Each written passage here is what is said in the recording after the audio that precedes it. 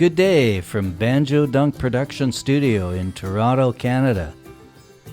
An audiobook podcast based on my book, My Good Times with Stompin Tom. I'm your host, Duncan Fremlin from the band Whiskey Jack. Chapter 3, A New Job.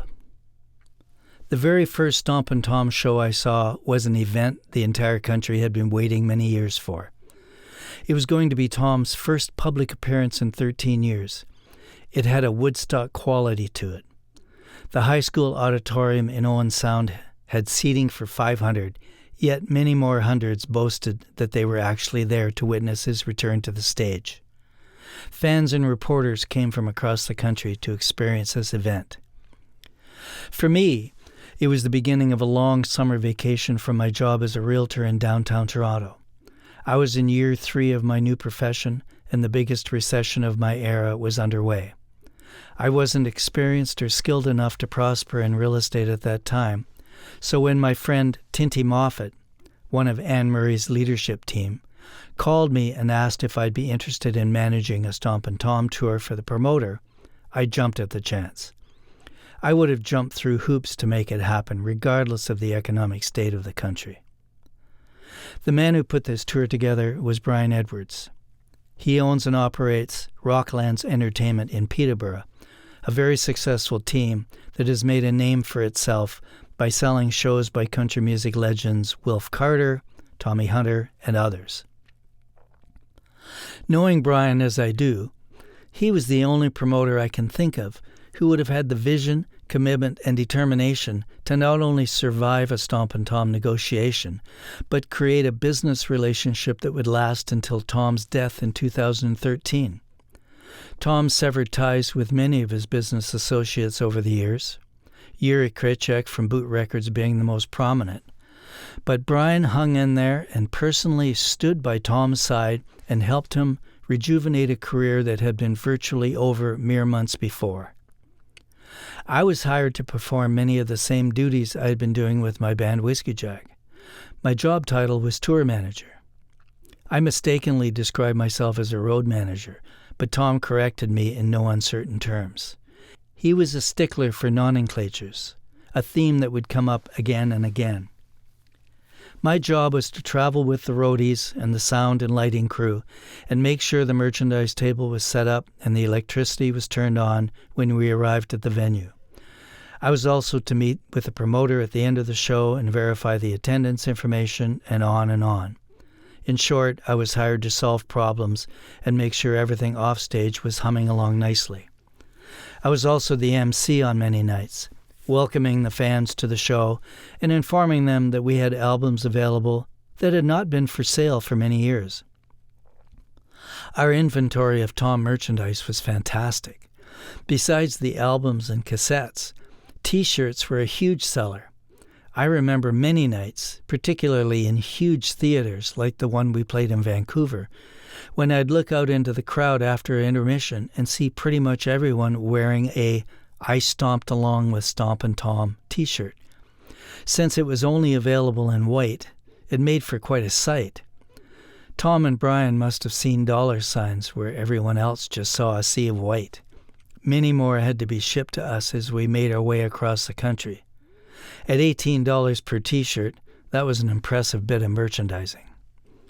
2 of my most important jobs were not in any tour manager manual that I had seen. Brian gave me my instructions over the phone. Tom only drinks Molson Golden. We have to make sure there's good supply in the dressing room before he gets there. And make sure it's room temperature. He doesn't drink it cold. Huh? I replied.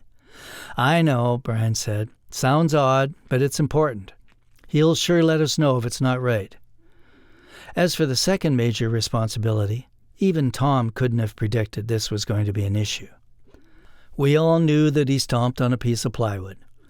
I don't know if this was discussed when the tour was being planned in the many months prior to our first show, but I doubt it. Any reasonable person would have assumed Tom had it nearby whenever he was ready to perform, much as Billy the Kid would have had his 6-shooter. I certainly never gave much thought as to where he got it, how many he had available, or what he did with it when he was off stage. My first recollection of the board becoming part of my job description was at our 4th or 5th show in Sudbury. There had been 3 university students following us from town to town, cheering Tom on from the front row. How this came to be was never clear. I never thought of them as Tom heads, much like the Deadheads who followed the Grateful Dead from show to show. I saw one of them with a huge VHS video camera one night, typical of the cameras sold in 1990. I had to ask him to put it away. Tom personally instructed me to prevent anyone filming his show. He owned the rights, and unless people were willing to pay for them, they would not be allowed to film. That was one of the announcements I made from the stage before each show. Many ignored my plea, and it wasn't uncommon to catch someone in the act. The halls and arenas were too large to catch them all. I'm sure someone somewhere has some footage of some of these shows. And if they're reading this, please call me. I'm anxious to see some of it, particularly the part when the big Canadian flag is unfurled at the back of the stage when Tom is introduced. The students, all young men, have been watching Tom's board closely each night. In Sudbury, they arrived with their own piece of plywood, 3/4-inch finished ply, about 3 feet wide and 4 feet long, much larger than Tom's. It was substantial and heavy. Just as Tom began to sing Sudbury Saturday Night, they brought it to the stage, dropped it in front of Tom, and looked up at him, hoping he'd notice. Then they stood back and waited for him to react. When the song was over, he reached down and said, "What have we got here?" It was so large and heavy, he had a hard time picking it up. He started laughing, not a chuckle, but a full-on laugh. The audience loved it. "What am I supposed to do with that?" he asked the young man. He then grabbed his own board, moved it aside, put their board down, and stomped on it during the next song. When the song was over, he picked it up, passed it to the boys, and said, "Thanks very much, boys." At the end of the last encore, Tom left the stage and forgot to pick up his board. The students, perhaps feeling a bit emboldened by their new relationship with Tom, ran up and grabbed Tom's board. I ran after them just as they turned to walk away. "Sorry to have to do this, fellas, but this is the only board we have. He needs it in the Sioux next week." They sheepishly gave it up and said sorry. "Tell Tom we love his show." When I told him what had happened, he laughed and said, "Maybe you better keep it in the equipment truck and have it handy when I go on stage. Keep an eye on it." And so I became the protector of the board, one of my most measured and treasured responsibilities. A few days later, shortly before we hit the Manitoba border, we learned that Tom's beer, Molson Golden, the only brand he drank, was not sold west of Ontario. I had walked into a beer store in Thunder Bay and placed my order.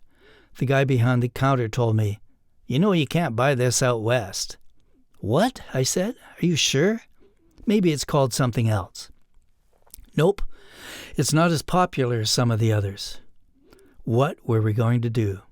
I told Brian that we would have to buy as many cases of Golden as we could and put it in the equipment truck. We did just that. There was some discussion about the illegal nature of transporting beer across provincial borders. We figured this was Stompin Tom's beer, and if the RCMP ever stopped us, we were sure they'd be forgiving. So we pulled into the beer store in Kenora and said, "We'll take all the Golden you have in stock." It almost filled the sound truck.